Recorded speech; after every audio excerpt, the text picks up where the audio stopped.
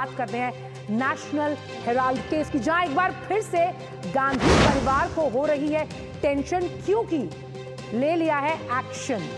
साथ ही ईडी ने दाखिल की है पहली चार्जशीट, और चार्जशीट में सोनिया, राहुल के साथ साथ सैम पित्रोदा और दुबे का नाम भी सामने आया है कि क्यों ये मोहरे इतने ज्यादा जरूरी हैं इस नेशनल हेराल्ड के केस से पर्दा उठाने के लिहाज से। ईडी की चार्जशीट पर अब कांग्रेस क्या कर रही है, भड़क रही है, और आइए आपको दिखाते हैं कि कांग्रेस के हल्ला बोल पर भाजपा कैसे कर रही है पलटवार, क्योंकि भाजपा ने आज फिर कांग्रेस पर हमला बोला।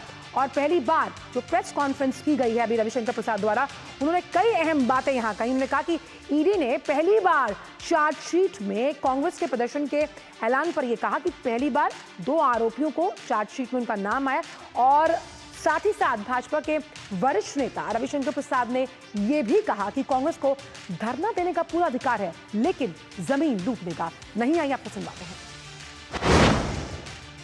कांग्रेस पार्टी बहुत परेशान है, देश भर में धरना देने की बात कर रही है। धरना देने का अधिकार उनका है, लेकिन जमीन और फंड लूटने का अधिकार नहीं है उनका। On behalf of the BJP, I wish to clarify at the very outset that though Congress party surely has got the power to and the right to offer dharnas, but it does not extend to misappropriating public property given by the government to National Herald. धरना आप कर सकते हैं, आपका अधिकार है, लेकिन जो पैसा सरकार का है उसे लूटने का अधिकार आपके पास नहीं है। तो नेशनल हेराल्ड केस में गांधी परिवार फंस चुका है, और गांधी परिवार को टेंशन है क्योंकि ईडी का एक्शन है, और ईडी की पहली चार्जशीट जो दाखिल की गई है, अगर हम तो समझे तो मनी लॉन्ड्रिंग केस में ईडी ने पहली चार्जशीट दाखिल की है, आरोपी बनाया है। और नेशनल हेराल्ड अखबार की अगर बात की जाए तो ये एजीएल से जुड़ा मामला है। और चार्जशीट में आखिर है क्या? चार्जशीट में 4 अहम लोगों का नाम है: सोनिया गांधी, राहुल गांधी, सैम पित्रोदा जो कि मुख्य सलाहकार रह चुके हैं राहुल गांधी के, और सुमन दुबे। 25 अप्रैल को राउज एवेन्यू कोर्ट में मामले की सुनवाई होगी पीएमएलए के तहत, और कोर्ट ने ईडी के मामले में एक केस डायरी भी मांगी ताकि पूरी क्रोनोलॉजी को समझा जा सके। 2012 में आपको बता दें, याद कराते हैं कि भाजपा नेता सुब्रमण्यम स्वामी ने इसकी शिकायत की थी कि नेशनल हेराल्ड का ये पूरा मामला जो था। और चार्जशीट से पहले अगर हम देखें तो कैसे प्रॉपर्टी को जब्त करने को लेकर कार्रवाई की गई। आप देखिए, 12 अप्रैल को जांच के दौरान जो कुर्क संपत्तियां हैं उनका जब्तीकरण किया गया।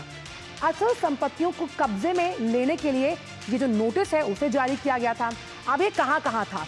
जो 4 मेट्रो सिटीज हैं, देखिए, दिल्ली, लखनऊ, मुंबई, और 661 करोड़ रुपए की संपत्तियां दिल्ली के हेराल्ड हाउस, मुंबई के बांद्रा ईस्ट पर ये नोटिस जो है वो चस्पाए गए थे।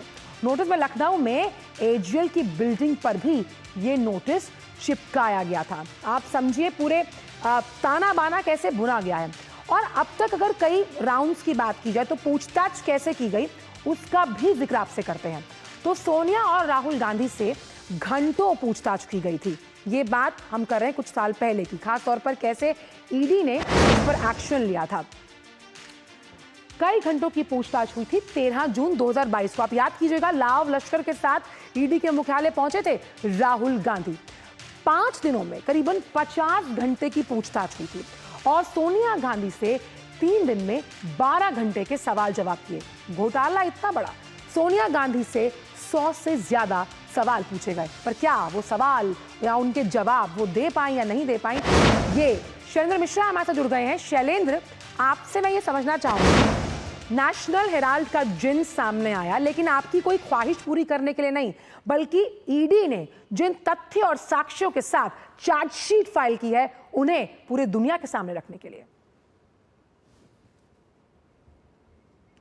देखिए आंचल, आरोप क्या है पहले ये समझना होगा। 1938 में एक कंपनी बनती है जो एक ट्रस्ट का गठन होता है जिसका काम है कि वो न्यूज़पेपर निकालेंगे और देश की आज़ादी में योगदान करेंगे। और हमने देखा कि कैसे आगे जाकर वो जो एसोसिएट जर्नल है वो दरअसल गांधी परिवार से एक तरह से देखें तो उनकी एक निजी संपत्ति के तौर पर बन गई, जबकि शुरू में उसमें तमाम एक तरह से नेताओं की, बड़े बड़े नेताओं की हिस्सेदारी थी और उन्होंने ये चिट्ठी भी लिखी थी और उस वक्त कहा था, एक तरह से चताया भी था।